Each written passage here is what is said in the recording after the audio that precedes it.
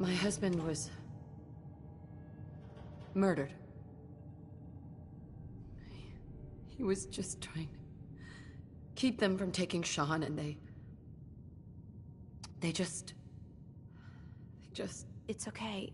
You don't need to say anything more. So, we're talking about a group of cold-hearted killers, but they waited until something went wrong to resort to violence. What else can you tell me? We were in a vault when it happened. Vault 111. It was some kind of cryo facility. You were on ice, huh? More importantly, you were underground, sealed up. It's a lot of obstacles to get through just to take one person. Anything else you remember? There was a man and a woman. They didn't say much, but I remember they called me the backup. So we're talking a small team. Professionals.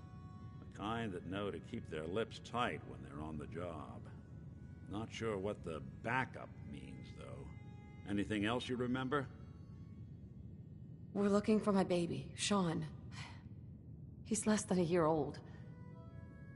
Why would anyone take him? Good question. Why your family in particular? And why an infant? Someone would be taking on all of his care, and a baby needs a lot of it.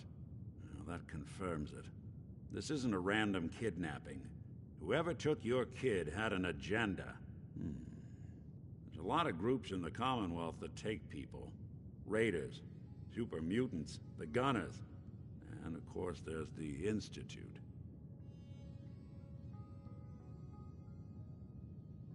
So, you think this Institute is responsible? Well, they're the boogeymen of the Commonwealth.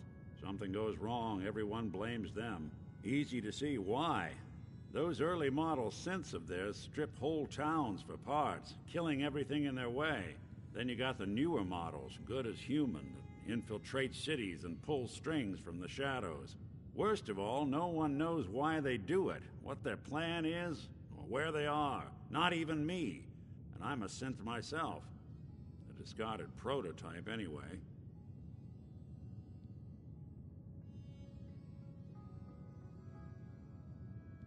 You don't know anything about them. Really? Some kind of security setting strips or blocks out those memories.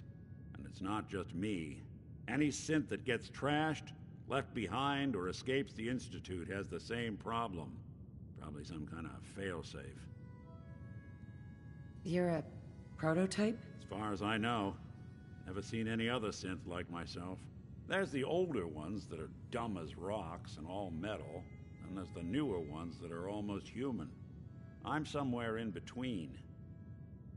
Either way, I need to find Sean. You're right. The speculation is getting us off track. Let's focus on what you saw. What did these kidnappers look like? I'll never forget that voice. Low and rough. Like sandpaper. Across your face. Not much to go on, but a tough and commanding voice can get someone pretty far in the violence business. What else? The man who killed my husband, he had a handgun. I didn't get a clear look at it, but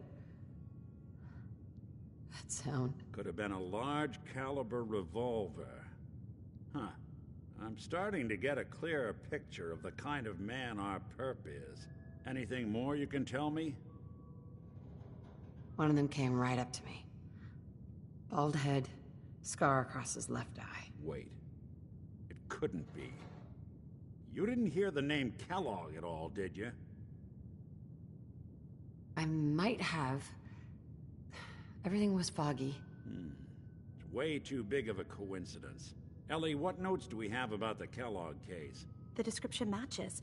Bald head, scar, reputation for dangerous mercenary work, but no one knows who his employer is. And he bought a house here in town, right? And he had a kid with him, didn't he? Yeah, that's right. The house in the abandoned West Stands. The boy with him was around 10 years old. It's Sean. It has to be. Somehow. Don't jump the gun on me. You said you were looking for an infant, remember?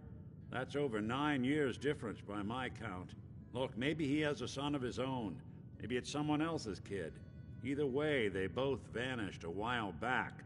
Let's you and I take a walk over to Kellogg's last known address. See if we can snoop out where he went. Security doesn't really go to that part of town, but you two should still be careful. I always am.